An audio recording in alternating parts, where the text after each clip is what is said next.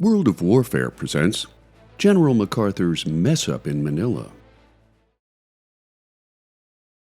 After Lieutenant General Douglas MacArthur was informed about Japan's deadly attack on Pearl Harbor, the commander of all American forces in the Philippines failed to launch a counteroffensive against the Japanese Empire, some 300 nautical miles away, despite persistent appeals from Army Air Corps Major General Lewis H. Brereton.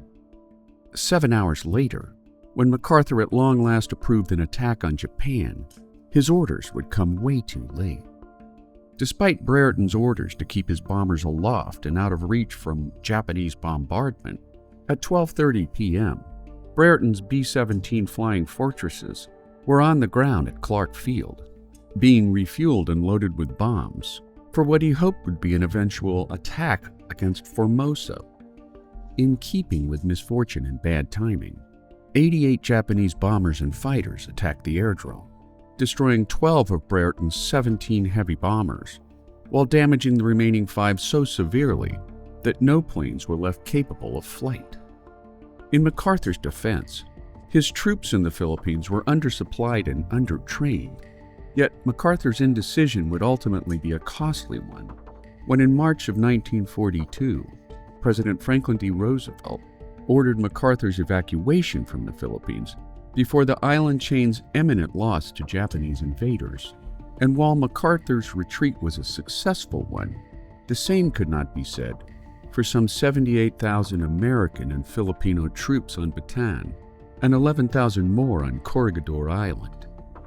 All would be forced to surrender to an overwhelming incursion force of Japanese fighters, whose eventual inability to contend with so many prisoners of war would lead to the brutalities inflicted on American POWs during the now infamous Bataan Death March. After the war, MacArthur attempted to explain his baffling conduct, but none of his words held much water in light of the truth. He claimed that his orders prohibited offensive action unless and until the geographic boundaries of the Philippine Islands had been invaded. But in truth, his orders were not to attack until Japan committed the first overt act of aggression. Clearly, Japan's unsolicited attack on Pearl Harbor constituted the requisite first overt act, which means it was unlikely that MacArthur, a brilliant man and a master wordsmith, misunderstood such a clear and direct order. In the end, his poor decision-making did little to sully his reputation as a bold military commander. And on October 20th, 1944, a few hours after his troops overwhelmed Japanese forces on the Philippines, MacArthur waded ashore on the island of Leyte, declaring in a radio broadcast, "People of the Philippines, I have returned."